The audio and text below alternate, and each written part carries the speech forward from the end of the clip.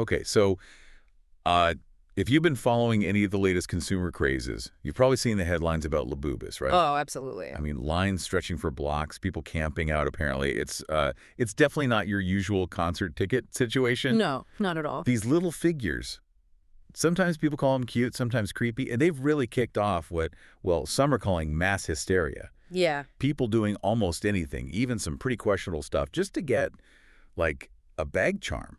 That might cost, what, $20 retail? exactly. And that's precisely what we're getting into today. Our mission for this deep dive is really to unpack the whirlwind behind Labubu's sudden, massive popularity. Right. What does it mean to be Labu'd, and maybe what are the broader implications of these really intense consumer trends? Okay. We've gone through quite a few detailed YouTube analyses to get a good look at this whole fascinating and sometimes pretty wild phenomena. Okay, so let's start at the beginning for anyone who's maybe just hearing about this. What exactly are Labubus? Well, they're these distinctive little figures, dolls, creatures, people call them different things. Mm-hmm. They come from the mind of a Hong Kong illustrator, Ka-Sing Lung. Ah, okay. And his inspiration is actually pretty interesting. It's like Nordic folklore, monsters from Eastern European myths, sort of where the wild things are vibes. Oh, interesting comparison. And you mostly find them at Pop Mart, right? Yeah. That store known for collectibles and those blind boxes. That's the main place, yeah. Pop Mart and their blind boxes are key here. So tell me about their history. They weren't always this huge.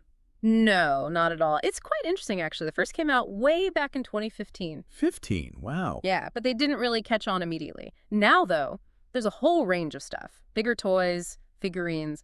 But it's really the bag charms that have become the absolute must-have item. The bag charm. The bag charms. And pricing, well, it starts around $21.99 for one of those blind boxes. Other items can go up to $300, and honestly, we've seen rare ones listed for way, way more. And their look. That ugly, cute thing you mentioned. Exactly. That's, I think, a huge part of their appeal. It's not just quirky. It taps into this whole trend of, like, embracing imperfection. Right, yeah. Finding charm in something a bit weird, a bit unconventional. It really resonates, challenges the usual idea of what a collectible should look like. So they've been around since 2015. What was the spark? What really ignited this obsession just recently? Right. The big turning point seems to be 2024.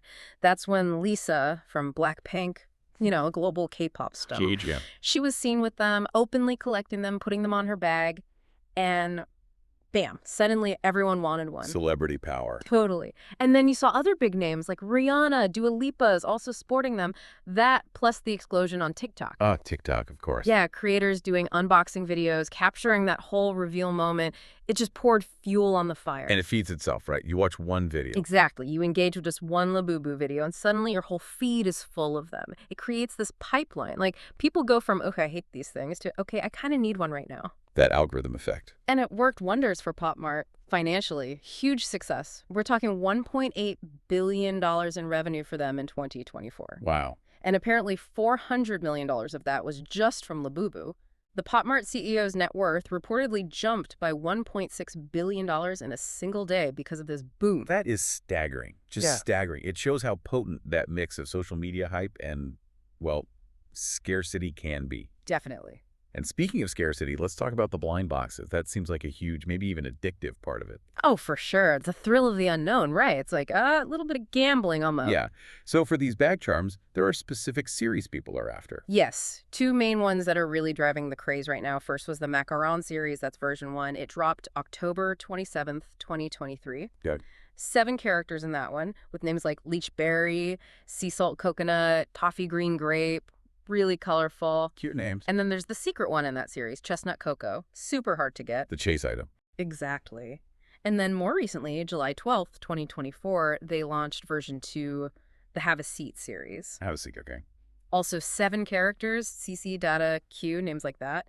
And again, its own ultra-rare secret figure, Duo. And the rarity is key, you said. How rare are we talking? Well, for most of the regular characters in a box, you got about a 1 in 6 chance, which isn't terrible. Okay. But for those secret ones, Chestnut Cocoa or Duo, it's a 1 in 72 chance. 1 in 72. That's only like 1.3%. Precisely. Incredibly scarce. And that rarity It drives the desire, doesn't it? Even if the secret one isn't, like, the prettiest one. Absolutely. It's classic scarcity marketing. The Right. harder it is to get, the more people want it, even if aesthetically some find the secret ones a bit, boring compared to the colorful main ones. Mm. It just taps into that deep human desire for things that are unique, exclusive, hard to find. It fuels this intense drive, sometimes even overconsumption. Right. It makes you wonder, yeah, how that rarity just ignites everything. The thrill of the hunt becomes the main thing. Exactly. So when something gets this popular, this hard to get, people start doing some pretty wild things to acquire them. What are we seeing out there? Oh, the pursuit is intense. You've got the crazy long lines outside Pop Mart stores, people waiting for hours. Camping out, I heard? Yeah, even camping out overnight for a new release. It's nuts. And then the Pop Mart vending machines, they're often a source of major chaos. How so? Well, partly because they often don't have purchase limits, so when they get restocked, it can just turn into a frenzy. We're talking drama, arguments. Like, Sometimes they even need security guards there for the restock. And apparently, some machines have just been shut down completely because it got too out of hand. wow. And if that wasn't enough, there are these Pop Mart TikTok live streams. Oh, yeah. Daily, 7 p.m. to 3 a.m. Eastern Time. People just sit there waiting for hours for random drops. And you have to be incredibly fast on the click, blink, and you miss it. So it's like a competitive event just to buy one. It really is a Yeah. genuine digital race. That kind of distribution method, I mean, whether they planned it or not, it just ramps up the urgency, the competition, doesn't it? Absolutely. It amplifies that whole feeling. I even read that some Pop Mart stores in the UK actually had to pause sales because customers were fighting. Yeah, I saw that too. It just shows how these methods, maybe not intentionally, just heighten that perceived value and desire. Hmm. And while there are official apps and websites, people say they're tough because of bots grabbing everything. Most collectors seem to say don't even bother with other third-party retailers. Too risky. Right. So these direct, high-pressure channels are almost part of the appeal now, the difficulty itself. It certainly seems that way. It intensifies the desirability. But like with any craze this big, there's got to be a downside, a darker side. And with Labubus, we're hearing about, like, professional resellers, fakes everywhere, and actual real-world problems. Yeah, that's definitely a troubling part of it. You have these, quote, professional resellers who basically make it their job to camp out, buy up entire stocks from vending machines. Leaving nothing for regular fans. Exactly. And then they turn around and sell them for insane markups. That $22 blind box, suddenly it's $50, $100, even $300. $100. Yeah. And a secret one, maybe $450. And some extremely rare editions have been listed online for, get this, up to $45,000. $45,000. For a bag charm. It's unbelievable, and that obviously creates a huge financial strain for real collectors and sadly opens the door wide for scams. Which brings us to the fakes. Right. The lafufas, as they're sometimes called. The Fufisa. There's like an epidemic of them. Right. And the scary part is they're often really hard to tell apart from the real deal. Oh, no. And they're often sold at similar high prices, so people are getting ripped off. There are some things to look for, though. Like what? Give us some tips. Okay, so check the Pop Mart logo color on the box. The QR code on the packaging should be kind of shiny. Look closely at the pull tab. Okay. On the doll itself, there should be a black Pop Mart logo on the foot. And just look for tiny differences in the eyes, the nose shape, the ears.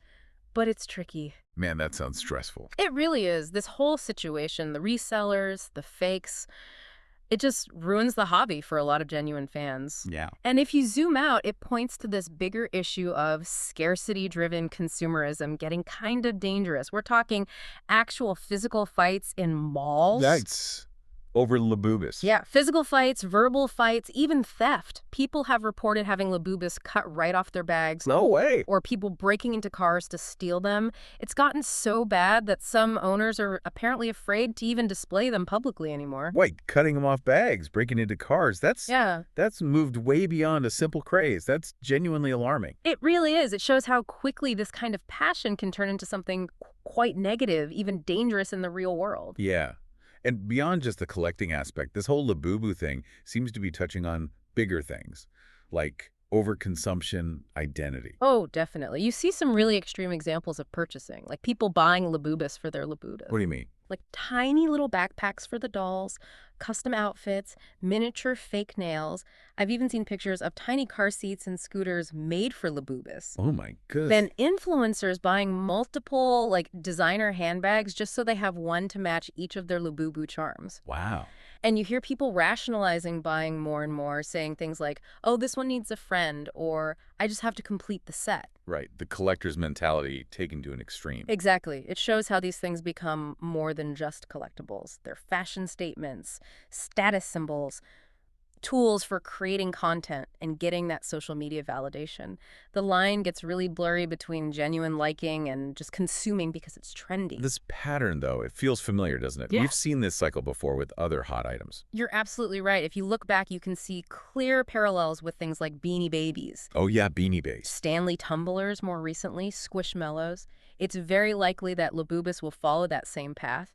Intense, but probably temporary hype, then an eventual decline, and a lot of these mass-produced items losing most of their resale value. Right. And social media just throws gasoline on that fire, doesn't it? It creates massive FOMO, that fear of missing out. Totally. It pushes people to buy things just because they're popular or because they can make content about it, not necessarily because they genuinely love the item itself.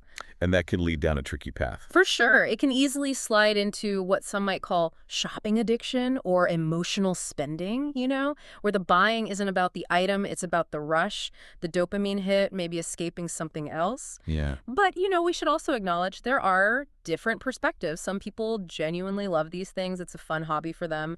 Others find them kind of demonic or scary. Right. The aesthetic isn't for everyone. Definitely not. It really highlights how subjective appeal is. Which brings up a really interesting question. How do you even tell the difference between someone enjoying a genuine hobby versus someone just caught up in trend-driven consumption and chasing validation? That is the million-dollar question, isn't it? It's such a fine line. Okay, but let's put on our tinfoil hats for a second here. Uh-oh. Okay. Who really benefits when a trend spirals like this? There's this kind of growing feeling out there that maybe platforms like TikTok, maybe other companies, are actually, incentivized to keep this Labubu fire burning really hot. Interesting point. I mean, loads of people have noticed it, right? They feed You interact with one piece of Labubu content, maybe just search for it or watch a video for a few seconds and boom, your TikTok feed is just flooded. It becomes unavoidable. Exactly. It feels like such a fast switch from maybe not even knowing what they are to just seeing them everywhere. Makes you wonder if there's some external thumb on the scale pushing it. Well, it's definitely worth thinking about how much is organic excitement versus, let's say, strategically amplified behavior. Right. I mean, platforms like TikTok clearly make money when users spend hours glued to live streams, waiting for those drops. Making impulse buys. Exactly. Making those super quick purchases, maybe using those features like saved credit card info that make it easier to buy without thinking. Yeah. And beyond just the platforms, it's pretty clear that influencers, other companies, they're actively pushing this stuff.